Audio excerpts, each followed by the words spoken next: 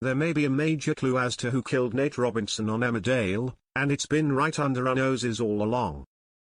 Amid speculation John Sugden or Caleb Milligan are to blame for his secret murder, past scenes on the ITV soap might be the right place to look. His death was only revealed last week after the limo crash that claimed the lives of Layla Harding, Amy Wyatt, and Susie Merton. Before Amy died, she found a body under the lake after she fell through the ice. She noticed some clues on the corpse that left her convinced it was Nate. Amy died before she could relay the message about Nate's grim fate, and we got the further confirmation we needed when Tracy Robinson left her ex-Nate a voicemail, and the camera panned back to the body.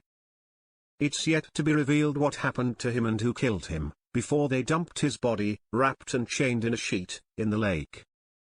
But if fans cast their minds back to the episodes following Nate's final scenes, there's actually some chilling clues.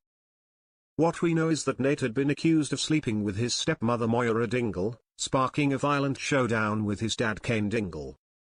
He was also dumped by partner Tracy Robinson, with no one believing his innocence. But Nate headed, beaten and bruised, to the farm to have it out with Moira. He was stopped by John Lowe, who advised him he would make matters worse by doing so, with Nate agreeing with him. It's then that Nate decided to push ahead with his move to Shetland, wanting nothing to do with Kane or the village.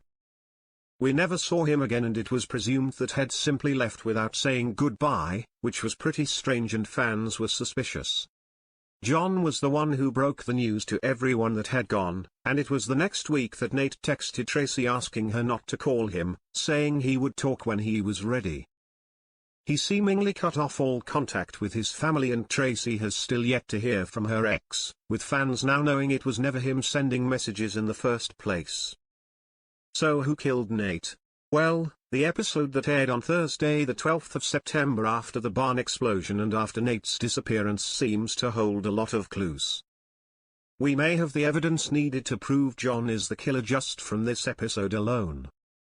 Everyone caught up in the fire at the farm were at the hospital getting checked over, except for John, who remained in the village despite choking from the fumes.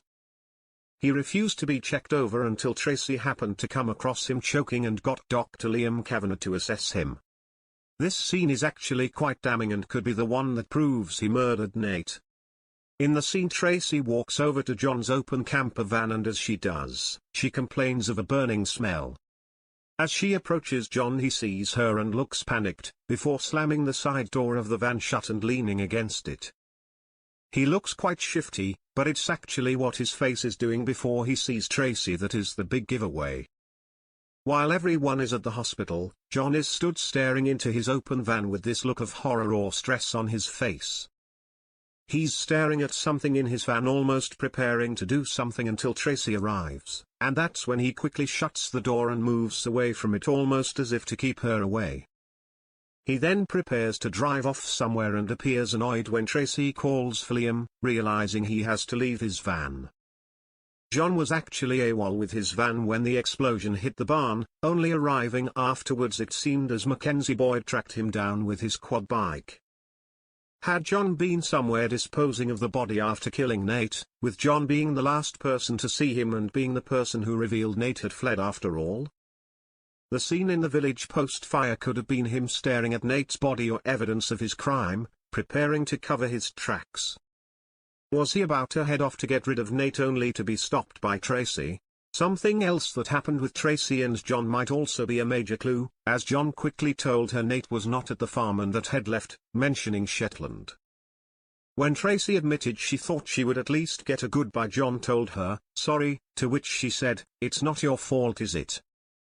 But what if it was his fault, and he's apologizing for killing Nate? In the flash forward, the body was dumped at night. If this is Nate's body, so did he manage to sneak off that evening? John was also super keen to leave the village around this time too, so is it because he'd just murdered a resident? Maybe we need to calm down, or are we onto something?